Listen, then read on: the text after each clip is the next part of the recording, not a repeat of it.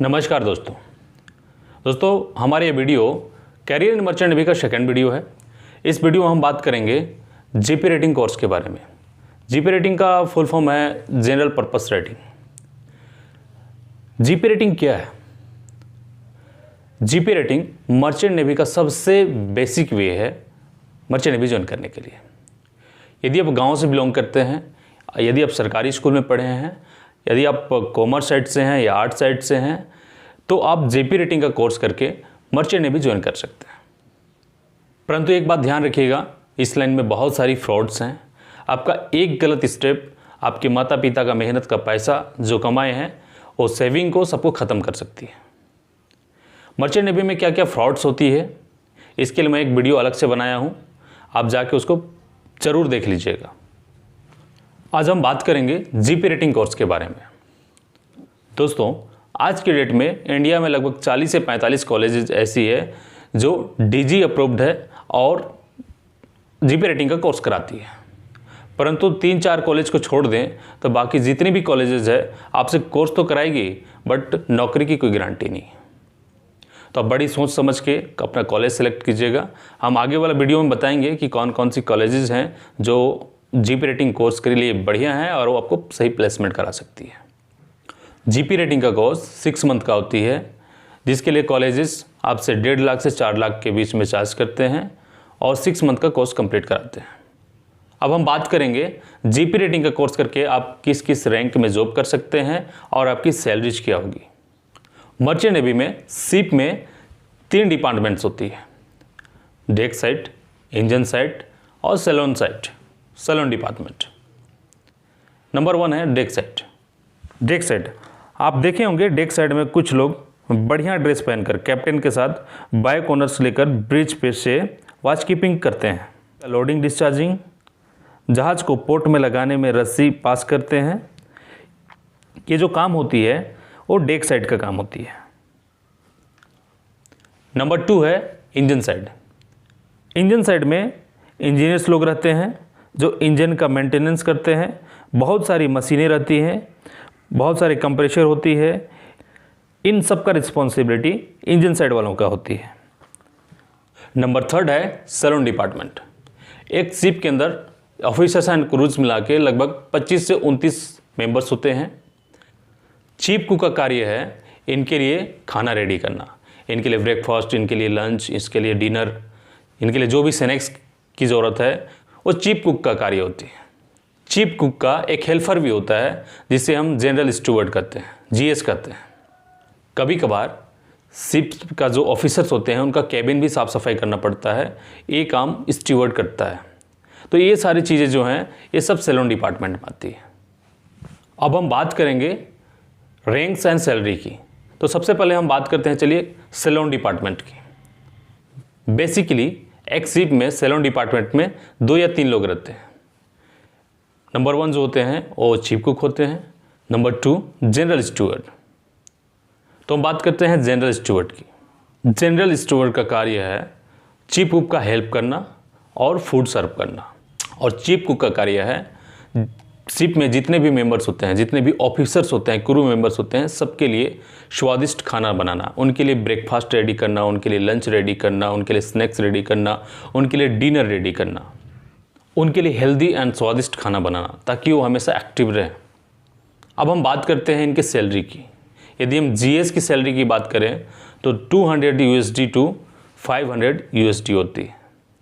और यदि हम चीफ कुक की बात करें तो उसका जो सैलरी है minimum 1500 USD to 2000 USD।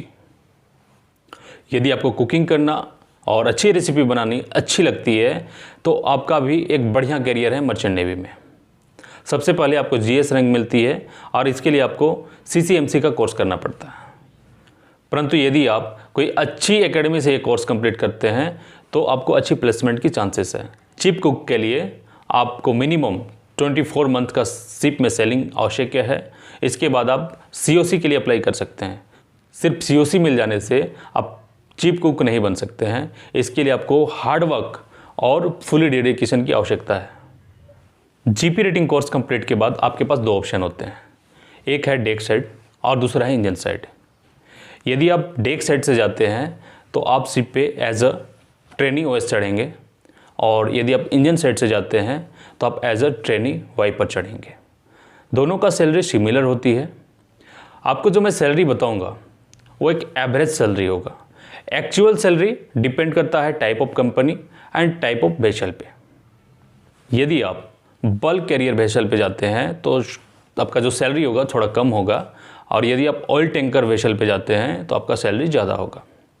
Trainee OS and trainee wiper का जो सैलरी होती है वो अबाउट 300 USD टू 450 USD, और अभी जो इंडिया का रेट है समथिंग 81.2 लगभग है, तो आप कैलकुलेट कर लीजिएगा इंडियन रुपीज़ में कितना होगा।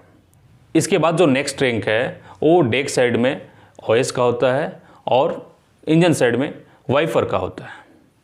अब इनकी सैलरी की बात करें तो 500 USD टू 900 USD होती है। इसके बाद आपका प्रमोशन होती है और आप डेक साइड में चले जाते हैं as a AB, and engine side में आप चले जाते हैं एज अ ऑयलर। यहाँ इनकी सैलरी होती है 1000 USD टू 1200 USD। इसके बाद में आपका प्रमोशन होती है डेक साइड में as a bosun, and engine side में एज अ मोटरमैन या पंपमैन। यदि आप बोशन रैंक में आते हैं तो आपका रिस्पॉन्सिबिलिटी जो होती है काफ़ी बढ़ जाती है, क्योंकि शिप के जो भी ऑफिसर्स हैं डेक्स में जो भी वर्क होते हैं वो डायरेक्ट बोशन को ऑर्डर करते हैं, और बोशन अपने अंडर के जो भी क्रू होते हैं, जो जैसे ट्रेनी ओएस एबी, इनको वर्क कराते हैं। तो बोशन की जो वर्क रिस्पॉन्सिबिलिटी होती है वो काफ़ी बढ़ जाती है। यहाँ पे इनकी सैलरी होती है अबाउट 1300 USD टू 2000 USD। यदि हम इंडियन रुपीज़ में बात करें तो 1 lakh to 1.6 lakh per month. अब बारी आती है ऑफिसर्स की, तो इसके लिए 36 मंथ शिप में ऑन बोर्ड सेलिंग करने के बाद आप अपना जो भी फाउंडेशन कोर्स होती है वो करके आप COC के लिए अप्लाई कर सकते हैं। COC का फुल फॉर्म है सर्टिफिकेट ऑफ कॉम्पिटेंसी। इसमें एक चीज़ क्लियर कर दूं, यदि आप DNS का कोर्स करके शिप ज्वाइन किए हैं तो आफ्टर 24 मंथ शिप में सेलिंग करने के बाद आप इंडिया में आकर के कोई भी एकेडमी से आप जो भी फाउंडेशन कोर्स होती है वो कंप्लीट करके आप इंडियन COC ले सकते, फिर आप थर्ड ऑफिसर बन सकते हैं। परंतु यदि आप AB बन के आए हैं तो आप इंडिया से कोर्स नहीं कर सकते हैं। उसके लिए आपको UK या सिंगापुर में एडमिशन लेना पड़ेगा, वहाँ जाके कोर्स करना पड़ेगा। फॉरेन में जाकर के ये कोर्स करना इतना आसान नहीं होती है, इसके लिए बहुत सारी क्राइटेरियाज हैं। उसका वीज़ा अप्लाई के लिए ही आपके अकाउंट में कुछ पैसे को शो करना पड़ता है। कुछ समय के लिए आपको बेशक वो पैसा शो करना पड़ेगा, बाद में आप निकाल सकते हैं। फिर वहाँ जाके एडमिशन लेना पड़ता है, और उसमें भी आपको मिनिमम 1 से 1.5 साल का कोर्स होता है, जिसमें आपका बहुत सारे पैसे भी लग जाते हैं। बट हमारे कुछ दोस्त हैं जो बताते हैं कि वहाँ पार्ट टाइम जॉब करके आप एक अच्छा पैसा कमा सकते हैं, जिससे अपना कोर्स कंप्लीट कर सकते हैं।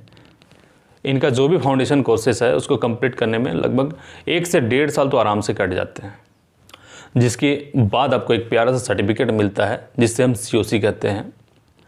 COC मिलने के बाद तुरंत आप थर्ड ऑफिसर नहीं बन जाते हैं, उसके लिए भी आप इंडिया आइएगा और कोई कंपनी से जाते हैं तो आपको as a junior third officer चढ़ाते हैं, बिकॉज ऑफ उनको एक कुछ पैसा बचाना होता है, और आपको सारा काम थर्ड ऑफिसर का ही कराएंगे, परंतु आपको उस टाइम में as a junior third officer का रैंक में चढ़ाते हैं, क्योंकि उसमें सैलरी थोड़ा आपको कम मिलेगी। कुछ कॉन्ट्रैक्ट आपको एज अ थर्ड ऑफिसर मारना होगा, उसके बाद आप थर्ड ऑफिसर बन जाएंगे।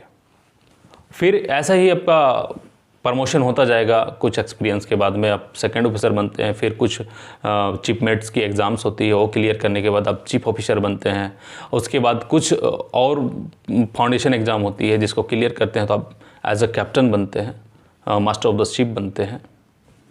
तो ये रहा कम्प्लीटली आपका जीप रेटिंग कोर्स करके एक नॉर्मल OS से ऑफिसर से कैप्टन तक का सफ़र।